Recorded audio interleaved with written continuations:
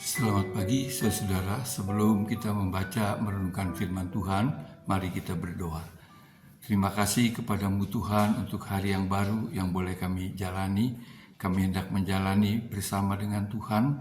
Oleh sebab itu kami hendak membaca merenungkan firman-Mu. Biarlah Tuhan berbicara dan mengajar kami, supaya firman Tuhan dapat kami pahami dan kami laksanakan dalam kehidupan kami. Dalam Tuhan Yesus, amin. Saudara, pembacaan firman Tuhan pada hari ini diambil dari kitab Kejadian pasal yang ke-8 ayat 1 sampai dengan ayat yang ke-20. Tetapi saya hanya akan membacakan ayat yang ke-20 yang mengatakan demikian. Lalu Nuh mendirikan mezbah bagi Tuhan dari segala binatang yang tidak haram dan dari segala burung yang tidak haram, diambilnyalah beberapa ekor, lalu ia mempersembahkan kurban bakaran di atas mezbah itu. Saudara, yang saya bacakan tadi adalah bagian daripada cerita penghukuman Tuhan atas bumi ini pada zaman Nuh.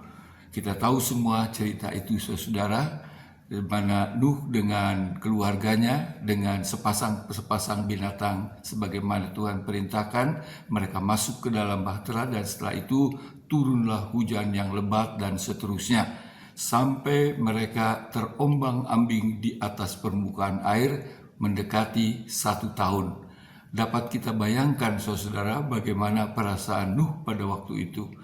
Begitu lama, hari lewat hari, minggu lewat minggu, bulan lewat bulan, tanpa kepastian, tanpa dapat melihat daratan, tanpa dapat melihat pohon-pohon, binatang-binatang, tanda-tanda kehidupan. Sehingga tentu semua itu sangat membosankan, bahkan juga menimbulkan kekhawatiran. Apakah akan terjadi kekering kembali, di mana air bah itu akan surut kembali tanpa kepastian dalam waktu yang begitu lama. Tetapi saudara, dikatakan sekitar 1 tahun kemudian keadaan telah berubah, di mana air telah menjadi surut dan Nuh bersama dengan keluarga, dengan binatang-binatang dapat keluar dari bahtera. Yang indahnya, saudara, ketika Nuh dapat keluar dari bahtera, menginjak kaki kembali ke daratan, melihat kembali binatang-binatang yang dia bawanya, pohon-pohon dan sebagainya, dapat kita bayangkan betapa besar kegembiraan, sukacita yang ada pada Nuh pada waktu itu.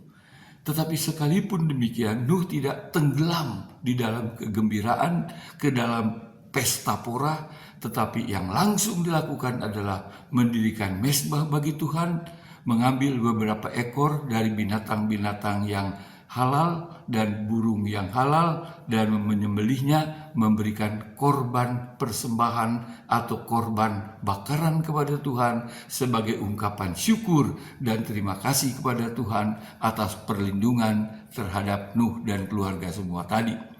Saudara, sebenarnya yang telah mengalami berkat, pertolongan, kasih Tuhan yang begitu besar tidak hanya Nuh, tapi kita sekalian juga tentu telah mengalami hal yang mirip atau seperti itu.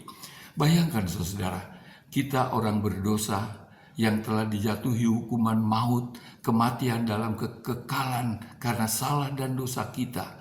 Tetapi karena kasih Tuhan yang telah dianugerahkan melalui kematian dan kebangkitan Tuhan Yesus, kita dibebaskan dari hukuman mati, dari kekekalan kematian, mendapatkan kehidupan, bahkan kehidupan yang kekal. Bukan hanya kehidupan yang kekal yang membebaskan kita dari hukuman itu tadi, tetapi juga dalam kehidupan kita di dunia saat ini, Tuhan juga menyatakan kasih-Nya, pemeliharaannya, berkat-Nya.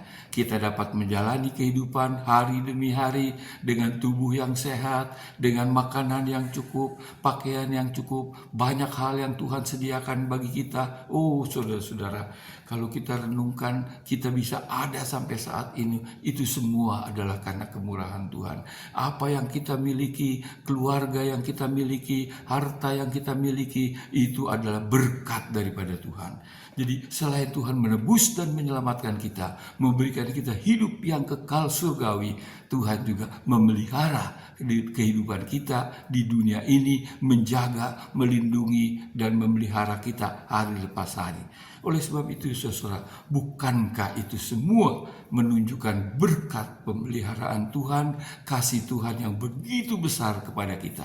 Nah, setelah kita mendapatkan itu semua, lebih lagi setelah kita menyadari, merasakan kasih Tuhan yang begitu besar dalam penyelamatan dan pemeliharaan dalam kehidupan kita di dunia ini, apakah yang kita lakukan? Oh, tentu kita bergembira, kita bersyukur. Tetapi saudara, apakah kita juga ingat seperti apa yang dilakukan oleh Nuh? Tidak hanya gembira, tidak hanya bersyukur, bersorak-sorai, berbicara, bernyanyi, tetapi mempersembahkan korban bakaran bagi Tuhan.